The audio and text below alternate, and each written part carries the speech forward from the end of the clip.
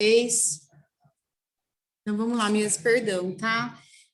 Então, a gente estava falando que Abraão, ele foi provado de várias formas, e que quando a gente é provado, não é para que a gente possa, Deus vai nos destruir, porque muitas vezes traz aflição, mas é que a gente possa ir perseverando e ficando cada vez com mais maturidade na fé, para que ele possa ir dando para nós coisas maiores. Então, a gente precisa, né, nas provas, é onde a gente conhece aquilo que a gente está conseguindo aprender, para que a gente possa aplicar isso e que Deus possa ir confiando a nós, né, coisas maiores.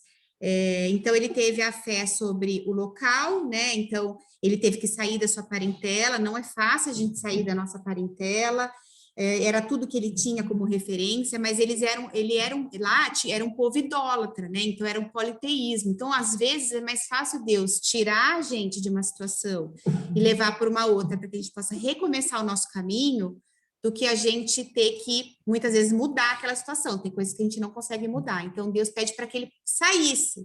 E ele sai sem saber para onde, como, de que forma, né?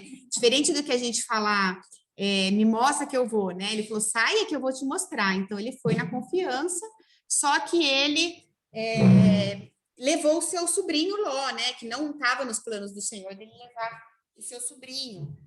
Então, isso depois, mais para frente, vai trazer problemas para ele, porque Ló era um crente a reboque, né?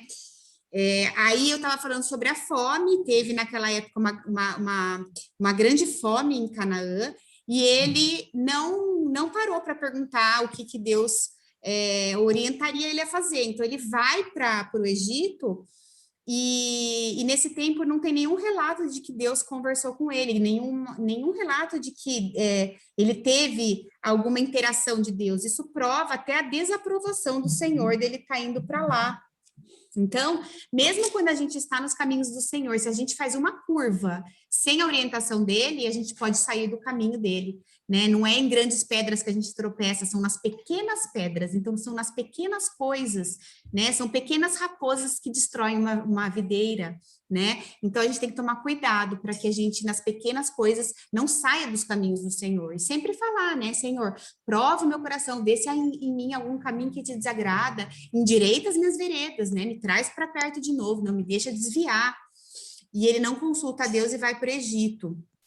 E lá ele mente, ele fala que Sarai era irmã dele, de fato era, mas era mulher dele também, então ele veio com meia verdade, não existe meia verdade, né? Ou é sim, sim, ou é não, não. E ele teve medo do que o rei poderia fazer, porque naquela época eles tomavam as mulheres à força que eles queriam e matavam os maridos se tivesse algum problema para tomar aquela mulher.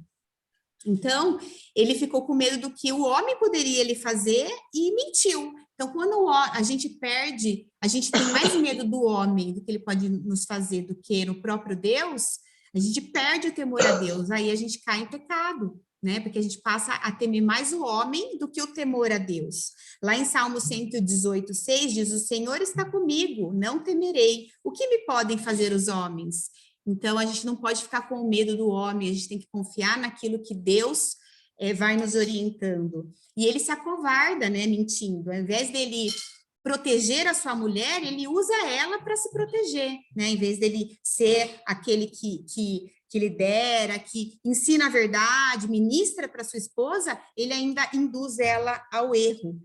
E ele sai de lá envergonhado, né? Porque o próprio faraó chama a atenção dele porque ele trouxe desgraça para a casa de Faraó. Então, o homem que foi chamado para ser bênção estava sendo maldição, porque não estava nos caminhos do Senhor.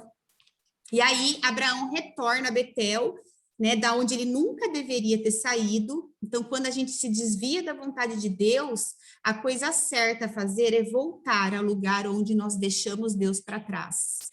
Porque ali é onde ele deixou Deus para trás, foi onde ele começou os caminhos errados. E os servos de Deus, mesmo que eles tropecem e caem, Deus sempre está disposto a dar novas chances. Então, sempre há esperança àquele que cai, sempre há perdão para aquele que peca, sempre há restauração para aquele que se arrepende. Então, nunca devemos abandonar o altar. Somente na presença de Deus temos a segurança e a plenitude da alegria. Outra prova que Abraão teve sobre a cordialidade quando ele precisou se separar de Ló, porque lá no Egito, inclusive, ele saiu mais rico do que ele era, só que essas riquezas não trouxeram bênçãos para a vida dele. Ele teve riquezas que foram fazer com que ele e Ló depois discutirem os pastores deles, porque começou a faltar terra para todos os animais pastarem.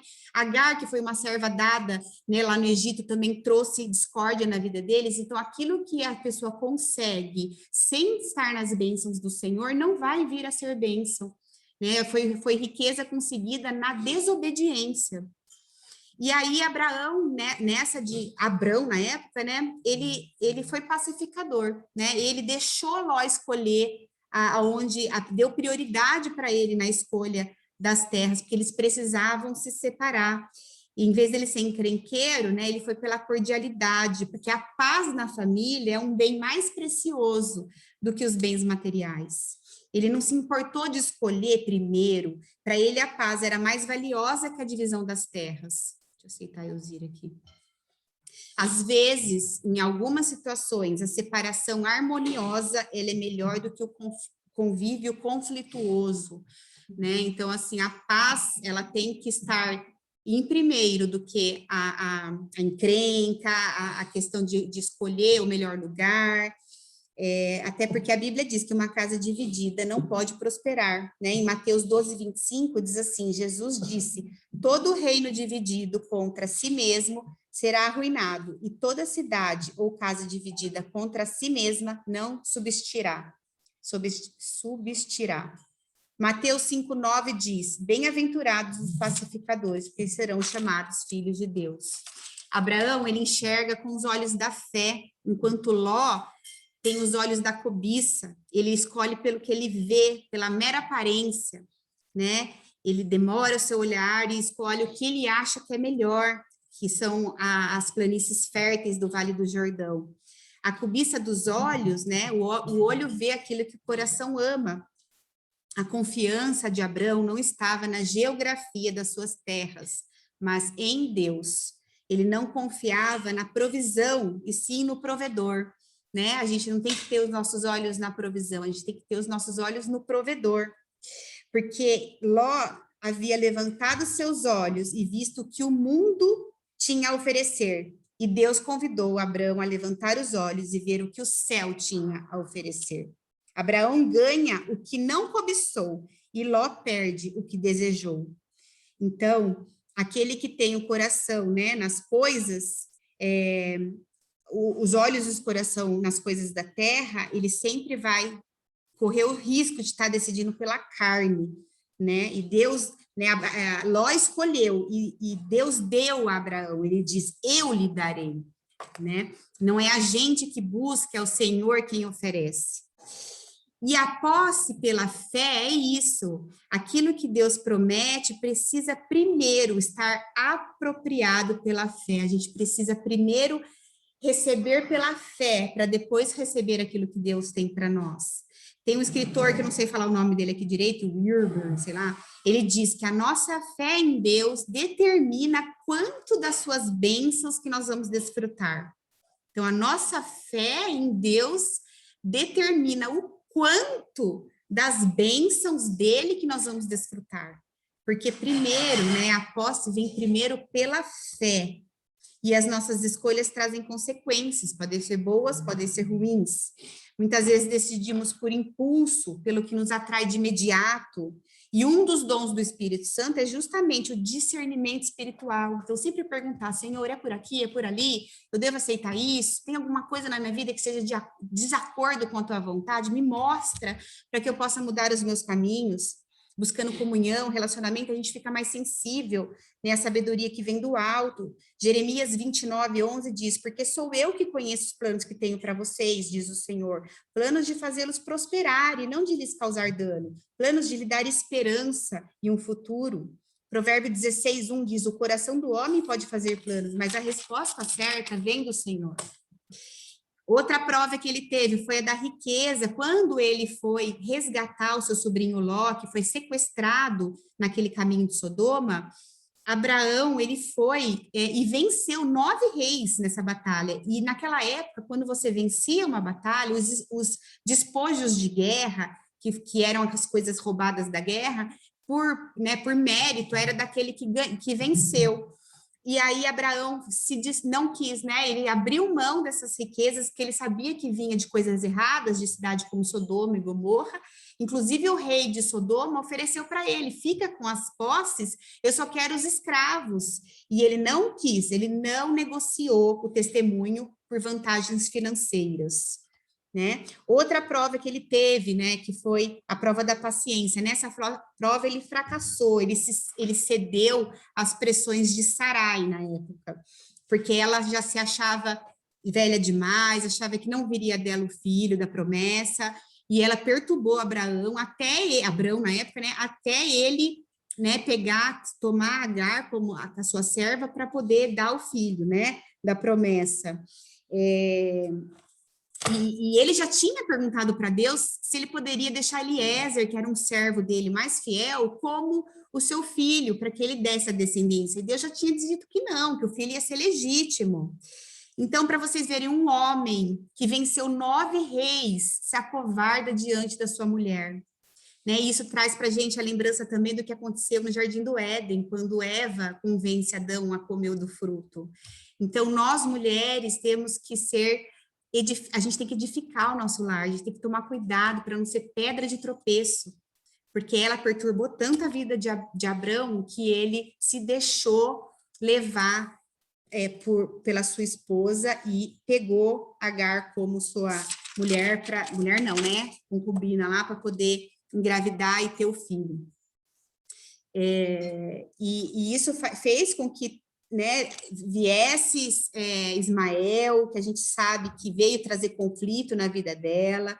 Quando Agar se viu grávida, se viu numa posição melhor, o seu coração se encheu de orgulho e começou a desprezar Sarai. Sarai começou a ficar irritada, jogou culpa para Abrão, né?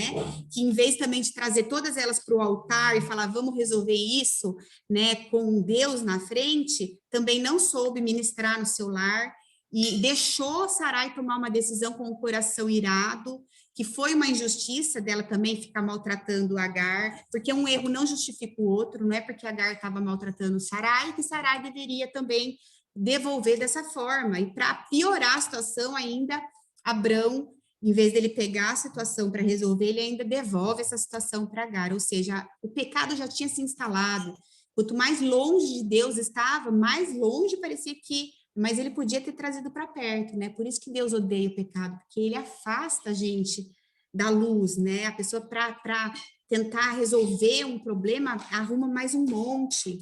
E Sarai, ela deixa o seu coração ser tomado pela amargura, né? Ela deixa morrer no seu coração a esperança do cumprimento da promessa. Lá em Provérbios 13:12, diz: a esperança que se adia faz adoecer o coração.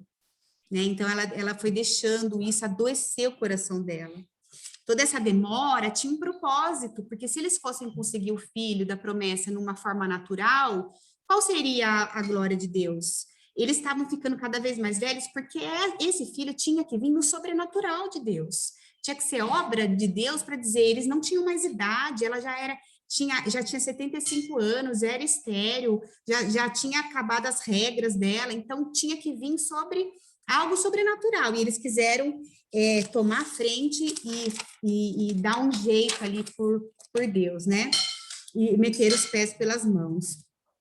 E isso foi como uma barriga de aluguel, é a primeira vez na Bíblia que se fala né, de uma mulher que porque assim, apesar dela isso ser normal, vamos dizer assim, isso era um costume lá da terra de Agar, que era considerado lícito, né? Mas, que nem diz 1 Coríntios 6:12, tudo me é lícito, mas nem tudo me convém, né? Então, nem sempre aquilo que é regra, que pode, que é legal, assim, Deus vai se agradar, né? E eles não perguntam nada, eles vão fazendo isso, era totalmente contrário da vontade de Deus. eles cometem o que a gente chama de sinergismo. O que é sinergismo? É a tentativa independente da gente dar uma ajudinha para Deus concretizar os seus propósitos, né? Deus não precisa, ele não aceita isso. Ele é soberano em todas as coisas, conforme o conselho da sua vontade, né? Então, não precisava que ela fizesse isso. Bom, e aí, por fim, a prova final de tudo, né? O que Deus requer de Abraão é seu filho, a quem ele tanto ama. E essa fé, porque quando a nossa fé não é testada, a gente tem uma fé insegura, né? Não tem como a gente saber se aquilo que a gente foi conhecendo de Deus realmente não passa de falação e vai para a prática, né? Então, a fé, ela tem que ser testada para ser aprovada. Conforme a gente vai perseverando, a gente aumenta o nosso músculo da persistência, não da desistência.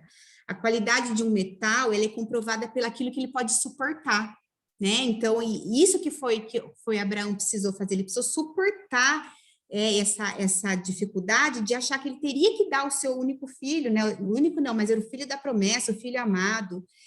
Então, uma casa que é edificada sobre a rocha, ela enfrenta a fúria de uma tempestade. Quando a gente resiste, a gente persiste, certo? E lembrando que as tribulações, que nem a gente viu Tiago, elas produzem paciência e essa conduz a ricas e profundas experiências. Na escola da fé, teremos provas ocasionais ou jamais saberemos onde estamos na caminhada espiritual, né? Precisamos deixar Deus nos testar, né? E Abraão, Deus requer de Abraão o seu sacrifício máximo, a prioridade na sua devoção, porque Isaac não podia ser para Abraão um ídolo na vida dele. O amor dele precisava estar, o amor de Deus na vida de Abraão precisava estar no topo, né, no top 10 da vida dele. E ele precisava abrir mão daquele a quem o seu coração estava apegado, certo? Então, a gente tem que ver onde nosso coração está apegado. Deus tem que ser prioridade. A prova, ela exige uma obediência inegociável. Abraão não discute com Deus nem adia a sua decisão. Ele obedece prontamente, sem questionar.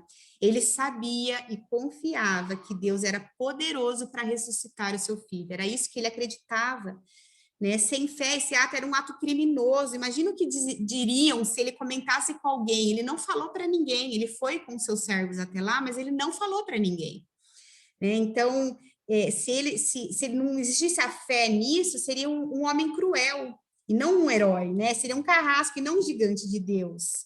A fé não busca razões. Abraão conhecia Deus e por isso confiou nele. Tanto é que ele fala para os seus servos: fiquem aqui, nós voltaremos. Ele fala voltaremos no plural. Ele confiava que ele ia voltar com o filho dele. Então, a gente precisa trazer à nossa memória o tempo todo isso, né? Que a vontade de Deus jamais contradiz a sua promessa, porque a promessa era de um filho que traria uma grande descendência. Então, que sentido teria de matar, né, Isaac? Então, a gente tem que lembrar que a vontade de Deus jamais contradiz as suas promessas. E ele teve que depender totalmente das providências de Deus. E muitas vezes a gente depender da providência de Deus parece algo que é mais incerto, né? Para as pessoas que não andam, não confiam, não sabem quem é Deus. Mas muito pelo contrário, é o que pode haver de mais certo é isso, é deixar nas mãos dele. E Abraão acreditava no impossível, via o invisível e tomava posse do inatingível. Ele já tinha aprendido a crer em Deus, ele teve provas menores, como o professor, vai dando aquelas semestrais, até da bimestral, né? Então, ele já tinha tido provas, mas Deus precisava do todo dele, não podia ser um pouquinho, tinha que ser todo. E aí, Deus proveu o cordeiro, né? Essa é a primeira menção na Bíblia do sacrifício substitutivo, que é uma vida pela outra. E Abraão descobre, assim, um novo nome para Deus, que é Javé Jiré, Deus proverá. A obediência é a porta aberta da provisão do Senhor. Nós não temos o direito de esperar a provisão do Senhor se não estamos no centro da tua vontade. E esse episódio é uma antecipação da expressão mais profunda do amor de Deus por nós, a entrega do seu Filho unigênito para morrer em nosso lugar. Então, para terminar, eu vou terminar com Romanos 8:32. Aquele que não poupou o seu próprio filho, mas o entregou por todos nós. Essa é a história desse gigante da fé. Uau! Quanto Muito bom. ensinamento, Jesus amado. Né? Que Demais, bom né? que foi gravado e que bom que a gente pode ouvir de novo. Eu, pelo menos, anotei aqui 3 páginas de muito ensinamento. Glória a Deus por isso, Amém. gente. Glória a Deus que antecipa a vinda do seu filho ali em Abraão e ensina Abraão, né, a confiar nele, ensina Abraão a ser um servo dele. Muito bacana, muito bacana. E assim Parecia uma nós metralhadora também. falando, né? E assim nós aprendemos que nós devemos depender totalmente das promessas de Deus. É verdade, meu pai. Totalmente. Deus usou a vida de Abraão, trabalhou na vida de Abraão e deixou essa história registrada para que a gente possa aprender a ter uma fé, como a fé que Abraão teve, de que Deus, ainda que ele sacrificasse Isaac, Deus era aquele que poderia ressuscitar o seu filho. Amém, Jesus. Muitas vezes a gente enxerga só com os olhos carnais daquilo que está acontecendo, a gente não consegue enxergar o que Deus pode produzir através daquela prova, o que Deus é capaz de fazer na nossa vida através daquela prova, né? Como fala o versículo, ele é capaz de fazer infinitamente mais do que tudo quanto pedimos ou pensamos. Quer dizer, Deus é alguém que faz infinitamente mais. E Isaías fala que os pensamentos dele são superiores aos nossos pensamentos. Os caminhos deles são melhores que os nossos caminhos. E Isaías fala também que ele é que sabe os planos que ele tem a nosso respeito, né?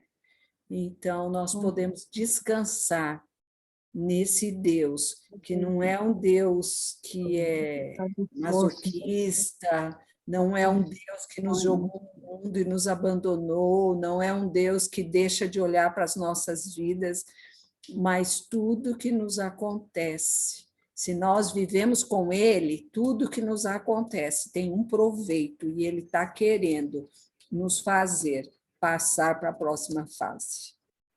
Ele quer que nós sejamos provadas para sermos aprovadas. Muito bom, Mônica, valeu cada palavra, cada estudo, cada dedicação sua aí. Eu sei que muito disso a Mônica tem tirado do livro do Hernandes Dias Lopes, que é um comentário bíblico do livro de Gênesis. O Hernandes Dias Lopes tem comentários de quase todos os livros da Bíblia já publicados. E ele é muito bom, é esse aí, ó. Ele é muito bom na maneira como ele pesquisa, como ele chega a essas conclusões e passa para nós. Inclusive, eu vou até falar para vocês o seguinte, algumas mulheres quiseram fazer um estudo, né? Então a gente juntou. Eu falei para elas. Falou? E aí a gente está indo assim, o primeiro dia, eu falei, vamos estudar do capítulo 1 ao 11. Ai, nossa, coitadinha, né, de mim.